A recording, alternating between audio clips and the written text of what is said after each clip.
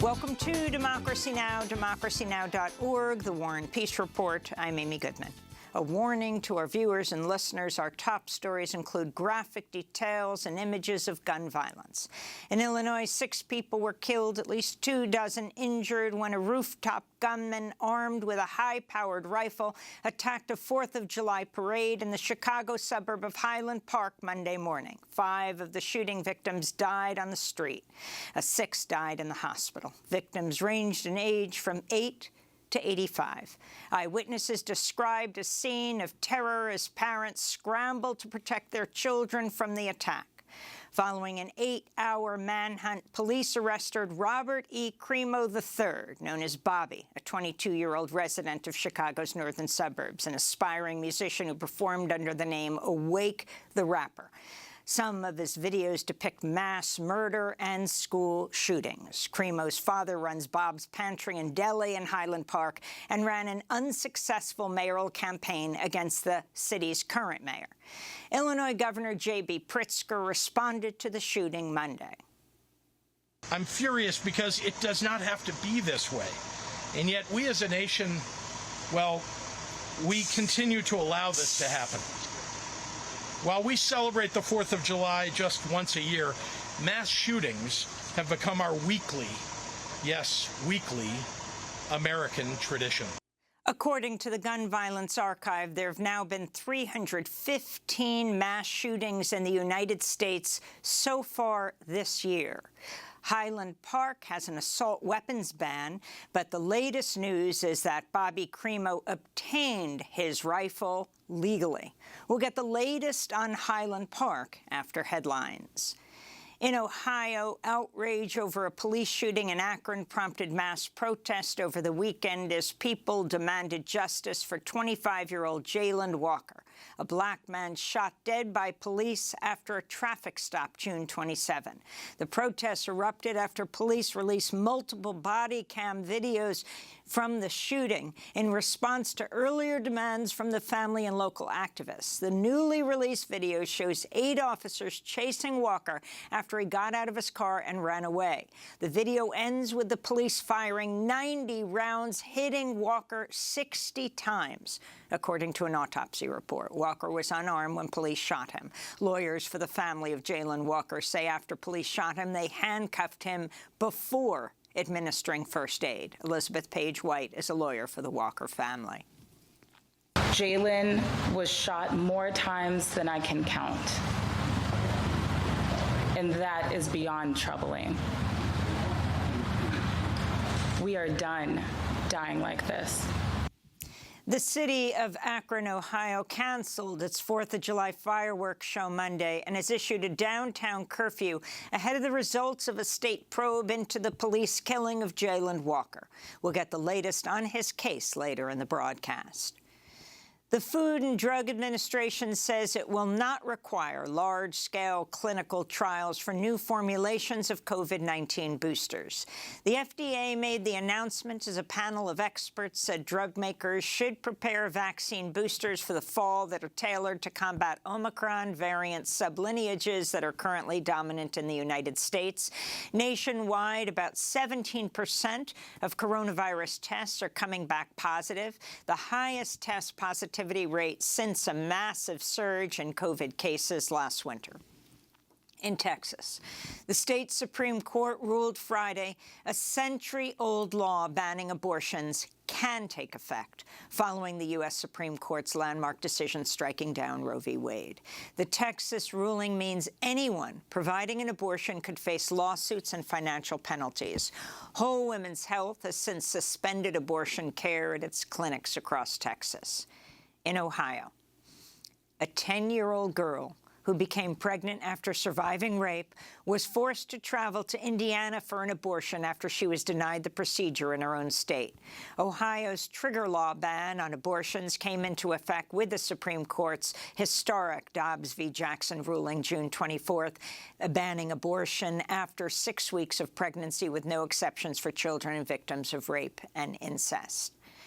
Russian President Vladimir Putin has declared victory in the eastern Ukrainian region of Luhansk after Russian forces overran the city of Lysychansk. Ukraine's military says it organized a tactical retreat and will focus on preventing Russia from pressing west from the occupied Donbas region. On Monday, Ukrainian President Volodymyr Zelensky called for the creation of a $750 billion post-war recovery plan for Ukraine, saying the rebuilding effort should be partially funded by Russian reparations and asset freezes. WNBA superstar Brittany Griner has appealed to President Biden for his help securing her release from a Russian jail after she appeared in a Moscow area court Friday for the first time since her arrest. Griner was detained by Russian authorities February 17th after customs officials allegedly found cannabis oil in her luggage. In a handwritten letter delivered to the White House Monday, Griner writes, quote, "As I sit here in a Russian prison alone with my thoughts and without the protection of my wife, family, friends, Olympic jersey, or any accomplishments, I'm terrified I might be here forever," she wrote. The Biden administration's unveiled a draft proposal to lease new oil and gas drilling rights in federal waters off the coasts of Alaska and the Gulf of Mexico. The Interior Department unveiled the plan just ahead of the July 4th holiday weekend. It's the third time since November the Biden administration's announced new oil and gas leasing plans on the Friday before a holiday. The climate watchdog group Oil Change International blasted the announcement as a, quote, "stark betrayal of President Biden's climate promises and the communities who will suffer the brunt of this drilling. Biden is choosing to stand with big oil and gas rather than the voters who elected him and who overwhelmingly want a swift transition to renewable energy," they said. In Australia, some 50,000 residents of New South Wales have been ordered to evacuate their homes after torrential rains brought devastating flooding to areas around the capital, Sydney. Australia's fourth round of severe flooding in less than a year and a half came as some 8 inches of rain fell in just 24 hours. Climate scientists say such extreme precipitation events are becoming more common as warming land and sea temperatures allow the atmosphere to hold more moisture. In northern Italy, at least 7 people were killed Sunday as a glacier collapsed and skidded down a popular climbing route in the Italian Alps. Rescue crews using helicopters and drones are searching for more than a dozen others who remain missing in the Alps. The glacier's collapse came as temperatures at its summit hit a record 50 degrees Fahrenheit and as Italy's government declared a state of emergency from a severe heat wave that spawned drought across much of Italy and wildfires near Rome. Italian Prime Minister Mario Draghi on Sunday blamed climate change for the glacier's collapse. The drama was certainly unpredictable, but it definitely depended on the deterioration of the environment and the climate situation. Today, Italy weeps for those victims. The Biden administration said Monday the bullet that killed Palestinian-American journalist Shireen Abu Akleh likely came from Israeli military gunfire, but stopped short of saying investigators had reached a definitive conclusion in her killing. Shireen Abu Akleh was shot in the head May 11th as she reported for Al Jazeera on an Israeli army raid in the occupied West Bank, even as she wore a flak jacket and helmet clearly marked press. Palestinian groups and several media organizations, including CNN, The New York Times, and Al Jazeera, have determined Abu Akleh was killed by Israel's military. So has the Israeli human rights group B'Tselem, which accused the Biden administration of whitewashing her death. Shireen Abu Akleh's niece, Lina Abu Akleh, responded to the State Department's inconclusive findings Monday. We were expecting that such an investigation would actually hold the perpetrators accountable and would carry out a transparent investigation that is free from any political pressure. However, that was not the case. We will continue to call for justice. We will continue to call on the U.S. to carry out a transparent investigation by an independent body. In addition, we continue to call on the UN and the ICC to carry out an investigation and hold Israel accountable and put an end to this grotesque impunity that Israel continues to enjoy.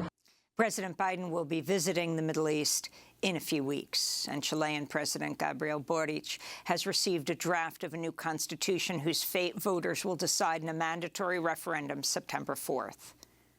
Es mi deber hoy, como primer mandatario, As president, it is my duty to call upon a constitutional referendum as I receive this proposal today.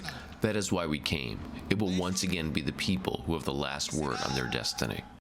If approved, the new document will replace the Constitution created under the dictatorship of Augusto Pinochet, who came to power in a 1973 coup supported by the United States. The new Constitution enshrines human rights and social programs, including free universal access to health care, higher education, and reproductive rights, as well as more robust environmental safeguards and policies to promote gender and racial equity. It also, for the first time, recognizes Chile's indigenous peoples and offers restitution for historically indigenous lands. And those are some of the headlines. This is Democracy Now!, democracynow.org, The War and Peace Report. I'm Amy Goodman in New York, joined by Democracy Now! Co-host Juan Gonzalez in New Brunswick, New Jersey. Hi, Juan. Hi, Amy, and welcome to all of our listeners and viewers across the country and around the world.